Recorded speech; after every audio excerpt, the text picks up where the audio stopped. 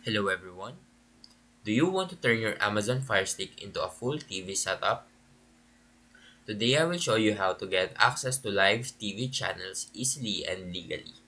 So now let's get started. Start by heading to the Amazon App Store on your Fire Stick. So search for apps like Pluto TV, Tubi, or Sling TV. These apps offer free and paid options for streaming live TV channels.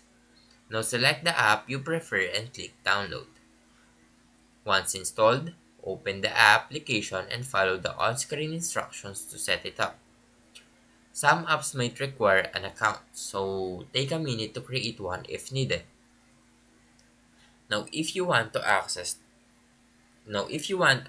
to premium channels, consider subscribing to services like Hulu Plus, Live TV, YouTube TV, or AT&T TV. These require a monthly subscription but offer a comprehensive range of channels. Now, once you've set up your live TV app, use the apps menu to organize your favorite channels. Now, this makes it easier to access them directly from your Fire Stick home screen. And that is how you can get TV channels on your Amazon Fire Stick. Now, if you found this video helpful, please leave a like and subscribe.